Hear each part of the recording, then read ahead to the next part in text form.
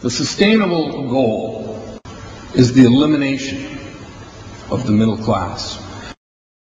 The world cannot support 6 billion people.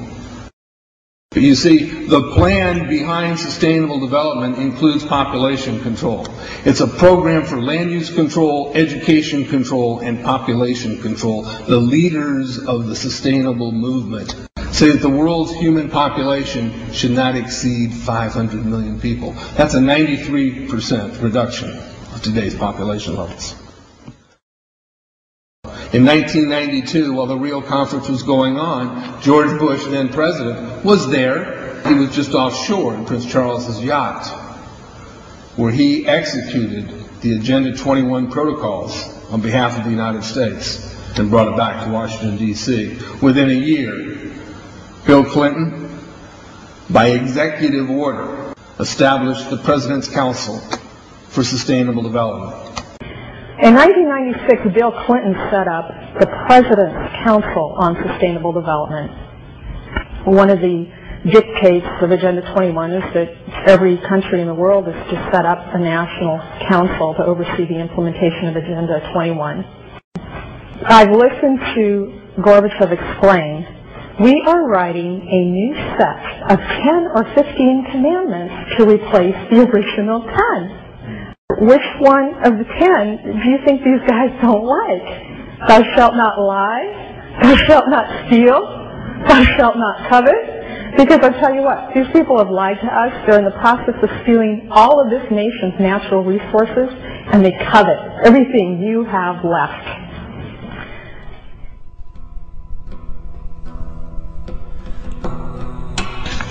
To explain the map, the red are areas that are to be off limits to human beings.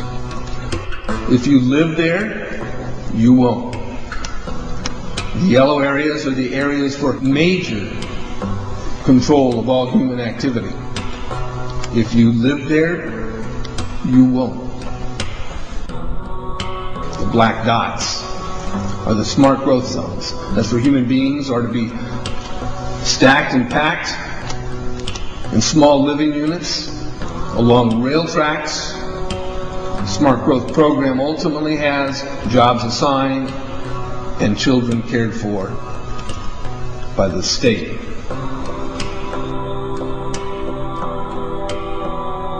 And in conjunction with Codex Alimentarius, food will be limited and water consumption will be decreased to 10 gallons per day per person.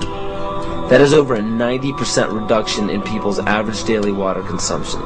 And along with shortages of food and water, the food we will be provided with will be genetically manipulated and nutrient deficient.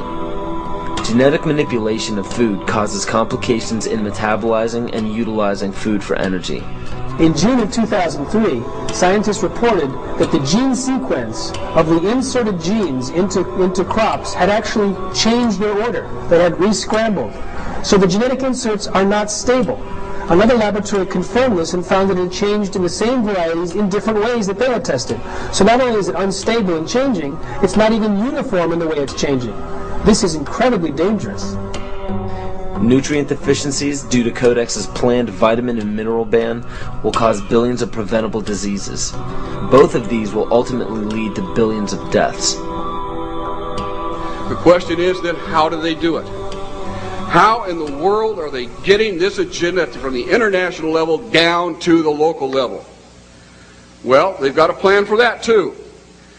Now, on the environmental side, there's probably a number of different plans, but from the environmental side, you have an organization called the IUCN, the International Union for the Conservation of Nature. Been in existence since the United Nations was created. It's not part of the United Nations Charter. It's a scientific advisor to the United Nations. But through the IUCN, such programs as ecosystem management, American Heritage Rivers, the Clean Water Initiative, the Endangered Species Act, and all the rules and regulations of the EPA, U.S. Fish and Wildlife Service, the U.S. Forest Service, the U.S. Park Service, and so forth. They also discuss property rights in this particular document. They say that property rights are not absolute, they're not unchanging, they're not inalienable like our Constitution and the Declaration of Independence of the states.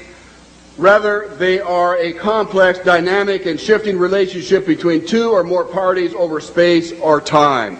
In a biocentric approach, says the IUCN, the rights of nature are defended first and foremost on the grounds of the intrinsic value of animals, plants, rivers, mountains, and ecosystems, rather than simply on the basis of the utilitarian value or benefit to human beings. In other words, nature comes first. Nature's needs comes before man's needs. In a religious context, it's called pantheism, the belief that nature is God. It goes on to say, even worse, people are then members of a community of beings, like human beings, living and non-living. So a rock is now elevated up to the status of a human being, and they are both equal in the eyes of this belief system. It's not hard to imagine that if you believe that humans are the cause of all of Earth's problems, that we're overpopulated. They give two solutions, and only two, to this problem. The first is that it's estimated that an agricultural world in which most human beings are peasants should be able to support 5 to 7 billion people. Well, folks, we have 6 billion people right now. That means all of us in this room, or nearly all of us in this room, are going to have to become agrarian peasants if we use this solution. In contrast, they go on to say a reasonable estimate for an industrialized world society at the present North American material standard of living would be 1 billion people. So if we wanted to maintain our current standard of living, we would have to reduce the Earth's human population by somewhere around 70%. In 1970, just 3 years after the publication of the Iron Mountain Report, which calls for, if we're going to create a world government, we can no longer use war as a mechanism to cause fear amongst populations and therefore allow us to control the behavior of populations through fear. And they settled on, in 1967, in their publication called the Iron Mountain Report, the environmental holocaust. In 1970, 3 years after that publication, Foreign Relations began to publish a series of articles describing the ecological holocaust that was facing the world. And in this particular issue, the first issue done by George Kennan to prevent a world disaster, where it sums up in 3 points that the eco-crisis is a global threat so great that it endangers all of life on Earth.